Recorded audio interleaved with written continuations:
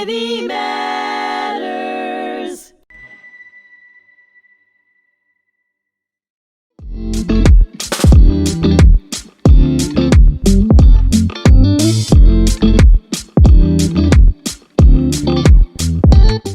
Hey everyone, thanks so much for joining us today. I am your host, Dana Arshan Kraslow, and this is the Dana Download. The Dana Download is a podcast that introduces you to people from all different corners of my life, but I also get the chance to speak with people who really spark my curiosity. And today is one of those amazing people. I've been following his journey, and I'm so excited to introduce him to you. Yoel Levy. He has built a global platform as an online fitness coach.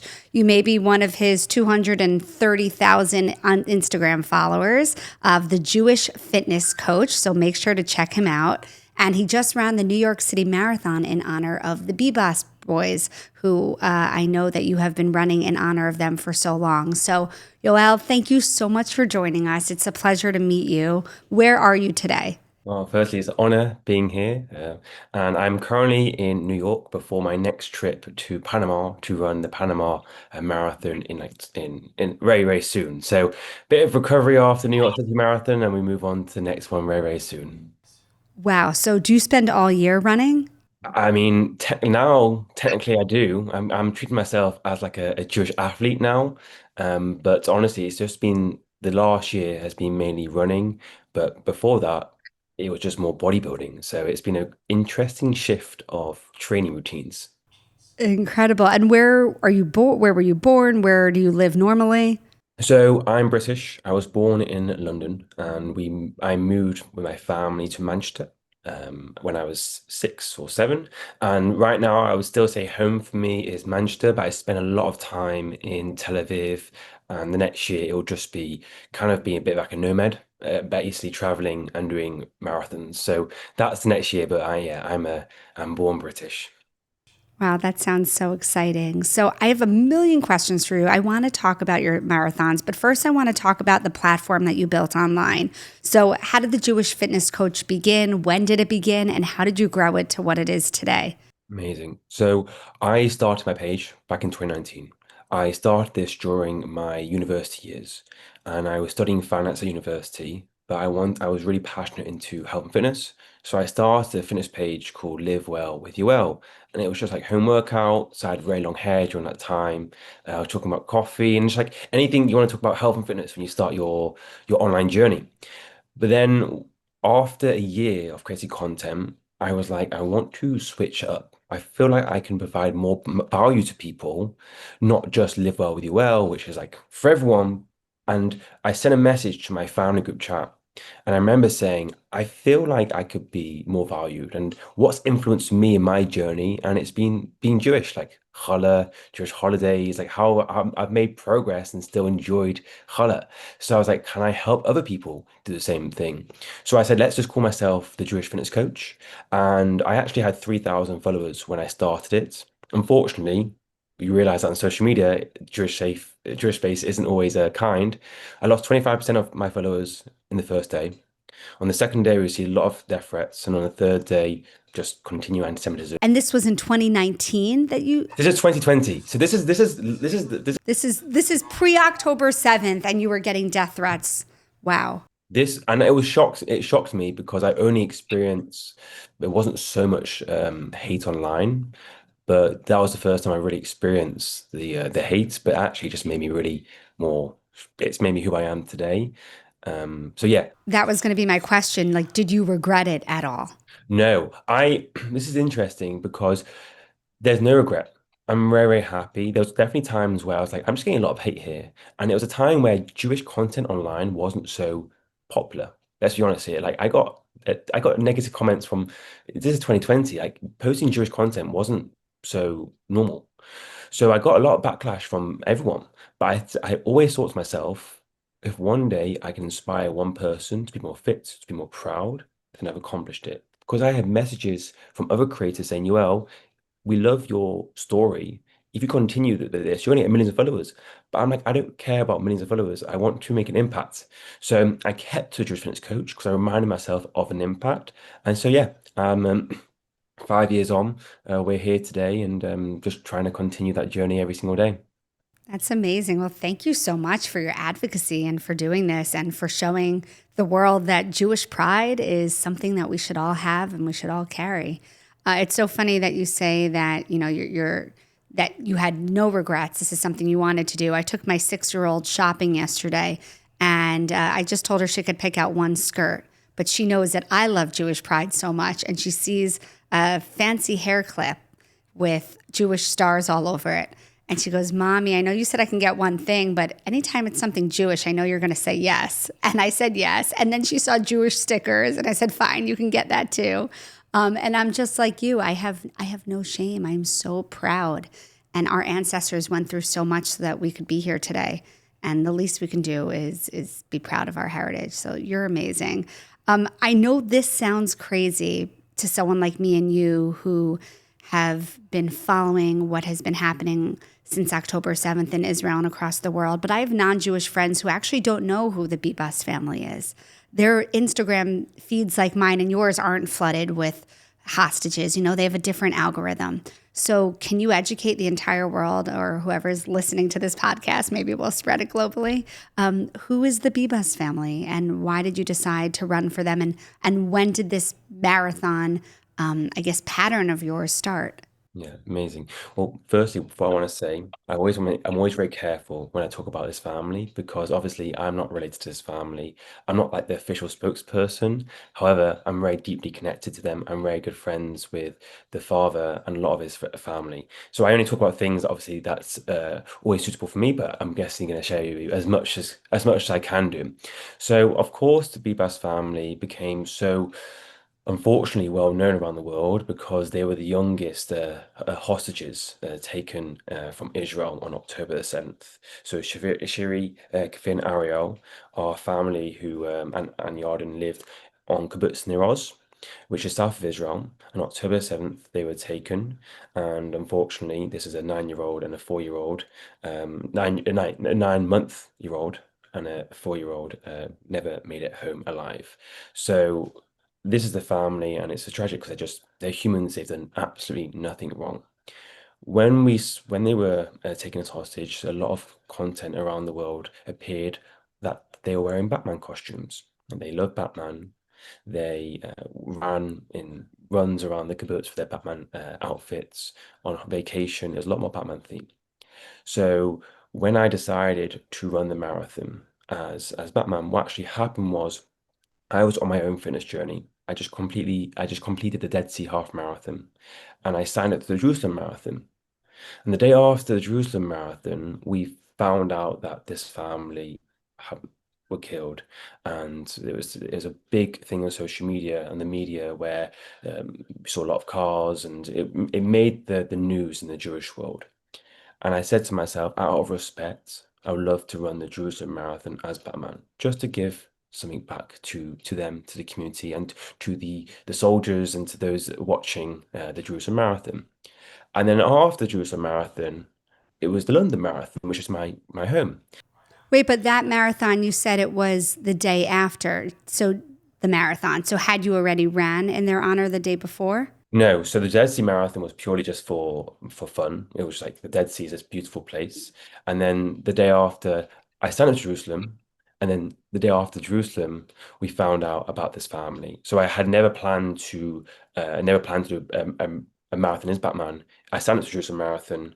Then I was like, okay, I'm going to run and buy my outfit for the Jerusalem Marathon. That was the first official marathon, which Jerusalem Marathon is one of the hardest ones in the world. So to do it itself and to do it also in a costume is What makes it so hard? Is it the temperature, the terrain? so the Jerusalem Marathon has more elevation than Berlin, New York, and London Marathon combined. And I just did New York, and that was tough. So it's basically hills. It's like if you get a bit of flatness, you're like, wow, amazing. But also, if you can do the Jerusalem Marathon, finish however you finish it, walk, run, every other marathon mentally is a bit easier because you've done one of the hardest marathons in the world. So, but also you're running in Israel, the old city, so it's like really spiritual. But also you run through three neighborhoods from different cultures. So Muslim, Christian, and a Jewish neighborhood. So like it's actually very multicultural marathon. So it's actually only the marathon in the world that there's so many. And what year and month was that? The This Jerusalem? is it's around the end of March each year. Each year will be very different. But yeah, the Dead Sea Marathon is usually beginning of February. The Tel Aviv Marathon's the end of February, and then the Jerusalem Marathon is normally the end of March. So I think doing a run there is really meaningful. That's amazing. And did you meet Yarden Bibas as a result of you running in his family's honor? And what was that meeting like, and how has your friendship developed? So I decided to run the London Marathon, and the London Marathon changed a lot of things because I got a message from Yarden after the London Marathon. He reached out, sharing that he was very grateful. He was very appreciative of me sharing his family story in London, where there's a lot of challenges in London. And I asked him afterwards, can we go for when I'm next in Israel? I'd love just to sit down and chat and have a coffee and chat like two normal people. And I'll be honest with you, I was a bit nervous.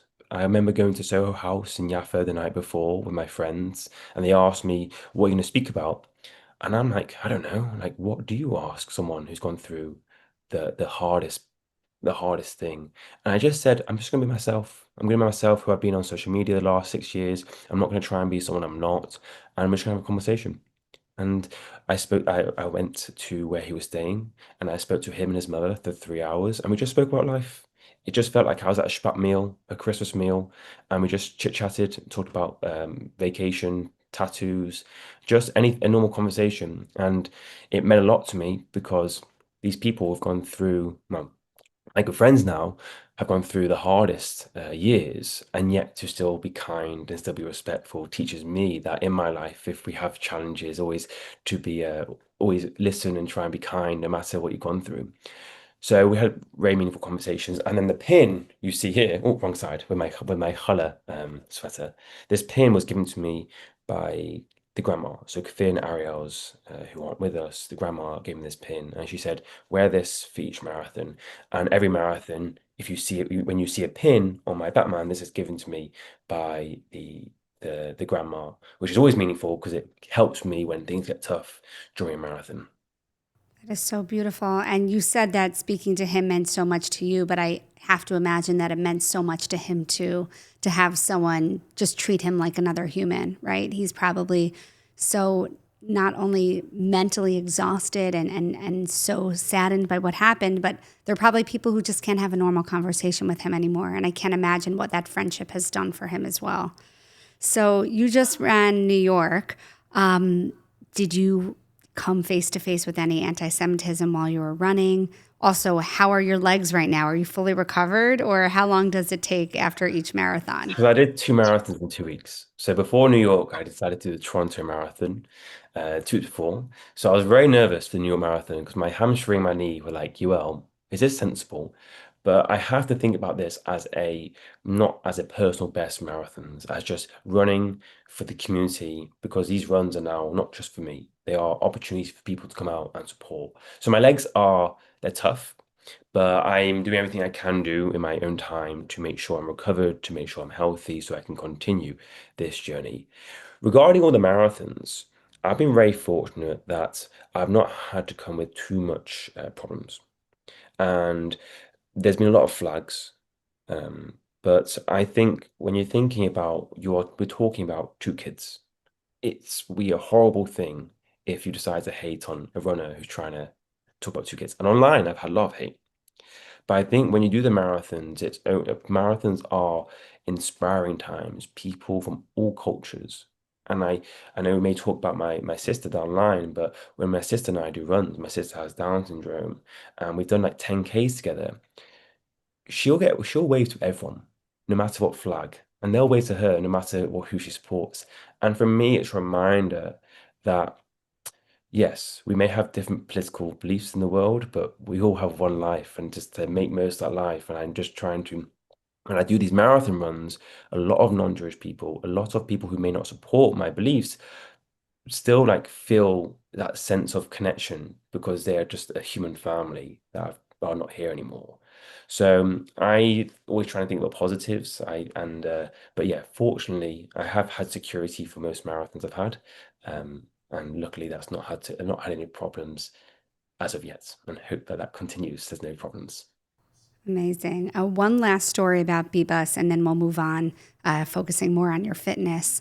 What was the moment when you realized that their story had to be a part of your personal narrative? I know you said you found out when they were killed, but you continued this, you continued it. What is it about them that just touched you to your core and became a part of you? Well, it's a really good question. I think everyone has their own story behind this because they are so young, 4 months, 4-year-olds, and you think, wow, 9 months, 4-year-old, right? and the 4-year-old, that's my dyslexia. I know, it's hard to keep track. But I think I have, and everyone, if you ask this question to everyone, I think everyone's answer is so different because we think it's our own family. Like I have two junior brothers. I think about my relationship with my siblings growing up and like the fact they weren't able to have a normal childhood, grow up old, like what a privilege I have to be able to run these marathons. I think they're a story that we live in a world where some of the viewers, a lot of the viewers may have heard the Bebas family for the first time, which is thank you for listening. But when I go on these walks and I go on these runs, we think as I think as a Jewish community, we think everyone in the world knows about this family. I would say a few percent know about the Bebas family. And yes, we post about it on social media, but social media is huge. And we're such a small space on social media. So for me, knowing that every single run I go on, you think that everyone knows, but they wouldn't be able to pronounce Bebas. They'd be like, who is that? What is that? They don't know it's a family name. So for me, knowing that every place I go to, from Sydney, Toronto, America, eventually around America, Argentina, all these places, I know each time I do a run, there's going to be at least thousands of people who learn about the Bebas family for the first time, and that's a very power. I'm very overwhelmed sometimes. Like it's a powerful responsibility. But the fact that over 1,000 people each run at least will know about this family after running, it's like I have to continue because unfortunately, it's very easy to shut off when you see news pages and something. So this has worked to educate in a different way. So I'm gonna have to continue because of that will of teaching. That's incredible. And it's double benefits because you're educating people who may not know the Bebas name, but you're also reminding people who do know their name to stop and remember them in that moment and to never forget who they are and to keep reminding them to keep these memories alive. So that's so beautiful. I have to ask, don't get mad at me, but I'm a Jewish matchmaker just for fun. Are you single? How do the ladies find you? I mean, it's very hard to find a nice, fit Jewish boy these days. I'm always so grateful when a Jewish mother or grandmother DMs me and says, "Hey, I've got an amazing person for you. I am currently single. I would love to find a wife.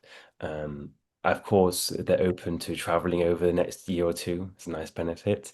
Yeah, so I mean, where they can find me, I'm not really, yeah, Okay, I'm on a mission. How old are you? How old are you? I'm 26. 26. I'm also 5'10", for anyone asking, because I know height does play a factor these days. I've actually been the same height since my bar mitzvah. So my bar mitzvah, Wow. I was like, oh, I'm going to be like 6'4", 6'5", and just stayed the same height. So I saw all my friends just get taller than me. And I'm like, no. So I'm hoping one day I get like a little late 20s and I get up to my 6'3" goal. But 5'10" is a good solid height. My dad's the same height, but he has a nice Jew fro, so it adds some height to him. Well, that's awesome. And I'm on a mission. So tell me about your coaching. Do you offer services remotely? Do you offer classes? How do people get in better shape by following you? So we do a variety of things.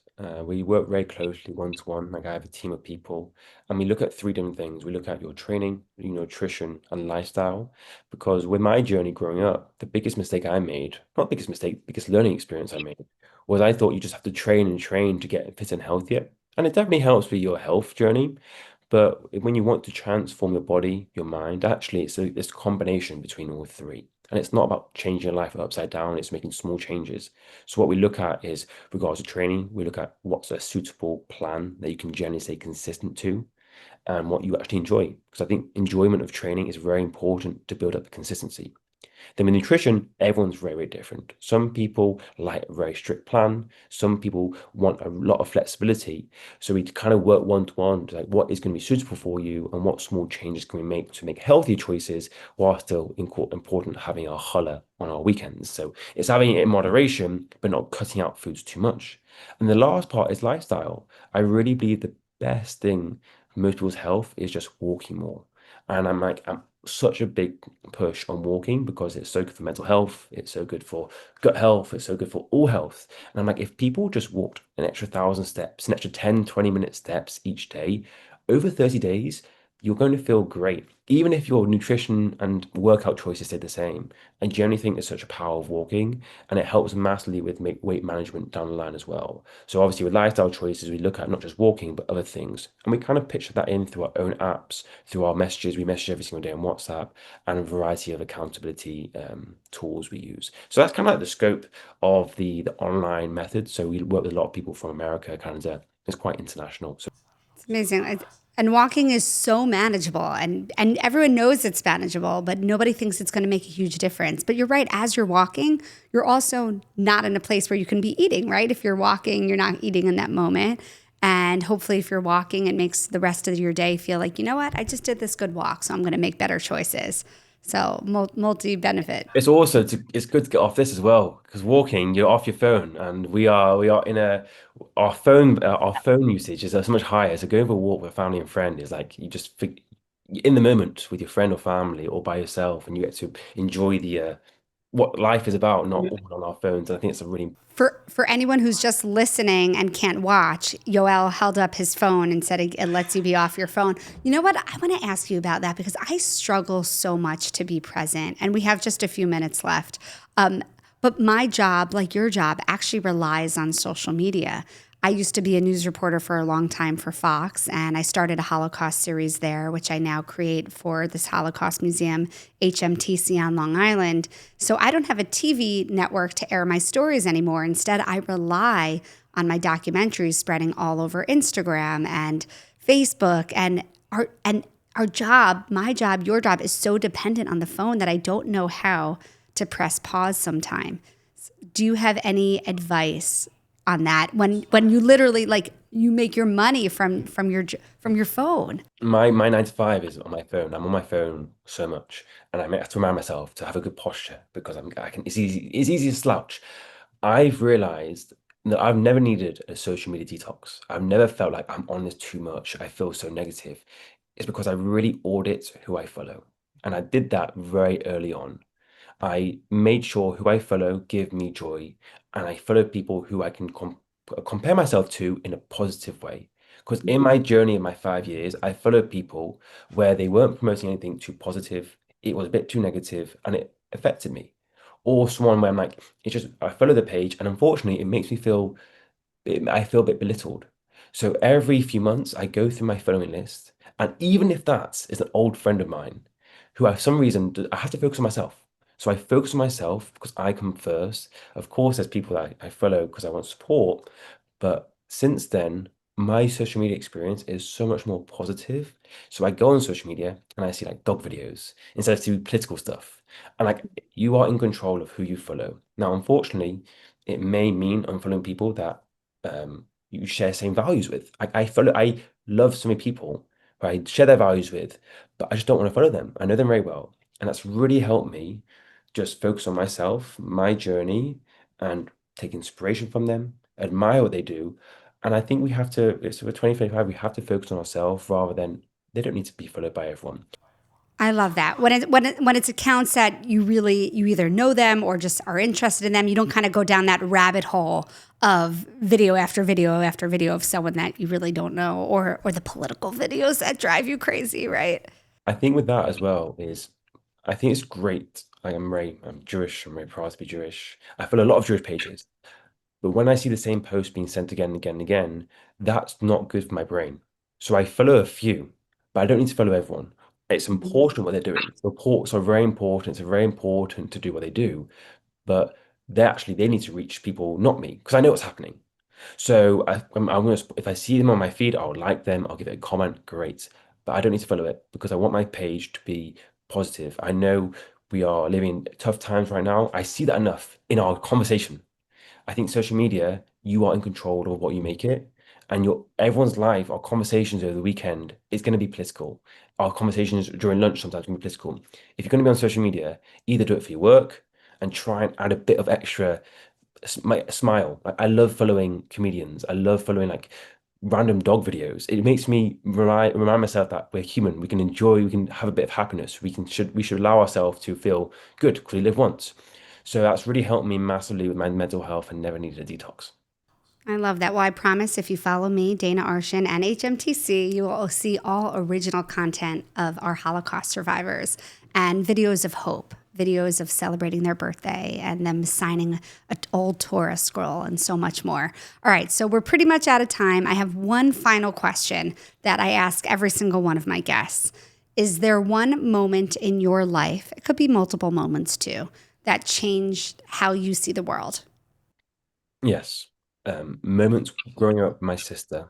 My sister has Down syndrome. She's 10 years older than me. She's nonverbal, but she's the kindest person. When I grew up, I remember very vividly when I was in the chair with her, and all I remember was people just looking at her. And I always remember to myself that I'm never going to judge a book by its cover because Hannah, my sister, is the most sweetest person in the world. And I remember people just staring. I'm like, what is that? And I remind myself that each day I never judge a book by its cover. I think about my sister. I think about how grateful I am, and she has so many different challenges. So when I'm with her all the time, it reminds me to be grateful for be able to walk, be able to eat properly, all these things. And when I do running challenges with her, and she goes in the wheelchair, and the last like 200 meters she walks, it reminds me how lucky I am to be healthy, to recover, to run. So honestly, it's all my moments with my sister that in the moment is a bit interesting, but when I reflect, I'm like, wow, like life is beautiful. If she can make most of it despite having so many challenges, then we can overcome our own challenges. That is so inspirational. Thank you so much for sharing that with us. I was just speaking to someone this morning who was saying she was all depressed because she felt so old because her kids were going off to college. And I said to her, how lucky are we to be, or how lucky are you? I don't have kids going to college yet. How lucky are you to live to this age, to see your kids go to college? And just like you said, the little things in life, not take them for granted. And I love that message. Thank you. So I am so excited to keep following your journey, and good luck in Panama and all your travels. Everybody who's listening and watching again on Instagram, it's The Jewish Fitness Coach. Yoel is just inspirational. He's an amazing guy. If you have a great woman to set him up with, you know how to reach him. Yoel, thank you, thank you. Thank you to everyone who was listening, and we hope that you take this inspiration into your day with you right now. That's it for the Dana Download.